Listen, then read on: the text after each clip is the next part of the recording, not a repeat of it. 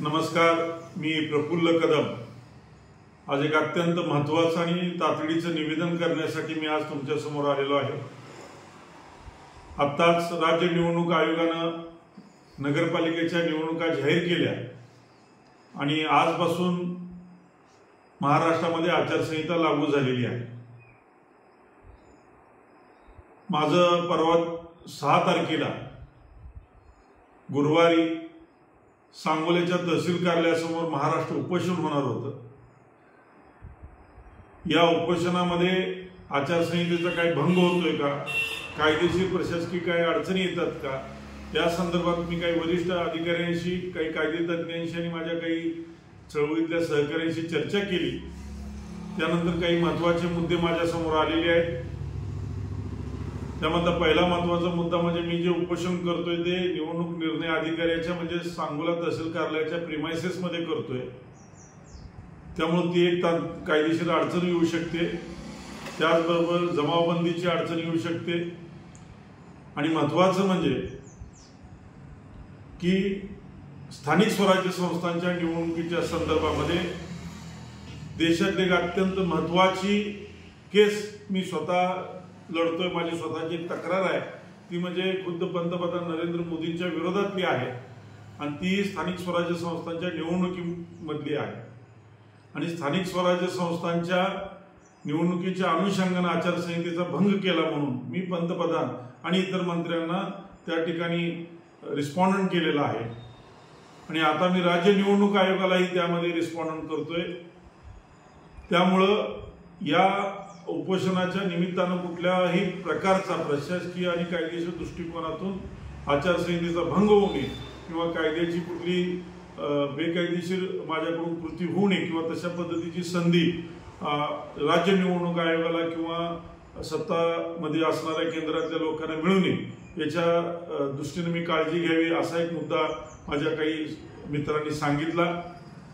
त्याचबरोबर दुसरा एक अत्यंत महत्त्वाची बाब म्हणजे माझ्यावर प्रेम करून माझ्यावर विश्वास ठेवून किंवा ह्या मुद्दा पटला म्हणून अनेक लोक जे महाराष्ट्रातून या उपोषणाला येणार आहेत, जे काही भजनी मंडळी येणार आहेत, त्या उपोषणाला पाठिंबा देणार, त्यांना कुठली माझ्यामुळं कायदेशीर प्रशासकीय अडचण येऊ नये किंवा त्यांच्यावर कुठले गुन्हे दाखल होऊ नये, माझ्यामुळं त्यांना कुठला त्रास होऊ नये, हाही काळजी करण्याचा महत्त्वाचा मुद्दा आहे।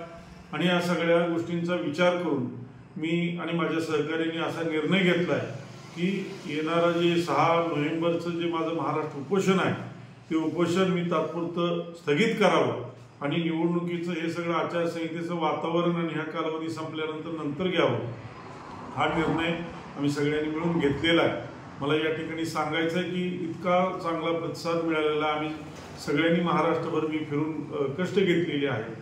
अनेक लोक त्या ठिकाणी येणार होते। आपल्याला सांगायला मला अडचण नाही की पोलिसांकडे मी कालच किंवा आजच मी पत्र दिलेलं आहे की पोलीस बंदोबस्त वाढवून मिळावा, कारण जो येणारा जो लोकांचा प्रतिसाद आहे तो खूप मोठा आहे आणि 4 ते 5 हजार लोक किमान पहिल्या टप्प्यात येतील अशी परिस्थिती त्या ठिकाणी निर्माण झाली असल्यामुळं मी आज पोलीस स्टेशनला मी आजच पत्र इन्व्हॉल्व केलं होतं की बंदोबस्त त्या ठिकाणी विशेष बंदोबस्त देण्यात यावा। परंतु या सगळ्या गोष्टी आता म्हणजे मला सांगायला वाईट वाटतं की आम्ही खूप कष्ट घेतले होते की हे उपोषण आपल्याला तात्पुरतं स्थगित करावं लागतंय आणि म्हणून सगळ्या बाजूंचा विचार करून मी आपल्याला हे निवेदन करतोय की 6 नोव्हेंबर माझं प्रफुल्ल कदम यांचं महाराष्ट्र उपोषण आम्ही तात्पुरतं स्थगित करतोय। आणि मला या निमित्तानं सांगायचं की माझ्यावर विश्वास ठेवणारी, माझ्यावर प्रेम करणाऱ्या सगळ्या लोकांना खूप वाईट वाटलेलं, अनेकांचे फोन आले, अनेकांची चर्चा केल्या। एवढा चांगला प्रतिसाद म्हणजे सांगोल तालुक्याच्या आसपासच्या तालुक्यातही बरीच लोक त्या ठिकाणी येणार होते। सांगली, पुणे, कोल्हापूर, विदर्भातले अनेक सरपंच पदाधिकारी त्या ठिकाणी येणार होते। राजू शेट्टी येणार होते, असीम सरोदे येणार होते, ॲडव्होकेट, हे सगळे मान्यवरांचं मनोगत आणि वेगवेगळ्या पक्ष, हा काही पक्षीय कार्यक्रम नव्हता, भाजपचे पण अनेक मंडळी येणार होते, काँग्रेस राष्ट्रवादीची नेते मंडळी ह्या उपोषणाला पाठिंबा देण्यासाठी येणार होते। परंतु आचारसंहितेमुळे हा उपोषणाचा कार्यक्रम मला घेता येणार नाही।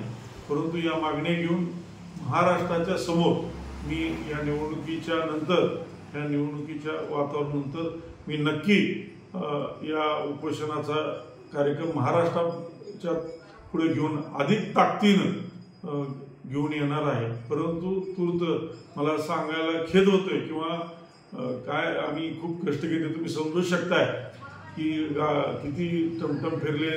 काल पत्रकार परिषद सगळ्या पेपरनी बातम्या दिलेल्या आहेत, परंतु हा निर्णय घेताना खूप वाईट वाटतं हे नक्कीच आहे।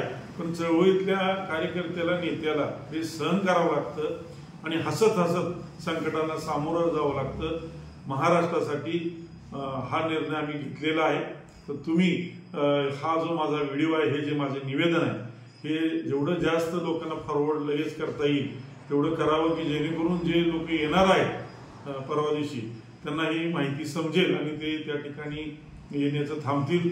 एवढीच मी या निवेदनाच्या निमित्ताने विनंती करतो आणि पुन्हा एकदा माझ्यावर प्रेम आणि विश्वास दाखवणाऱ्या सर्वांचं मनापासून आभार व्यक्त करतो।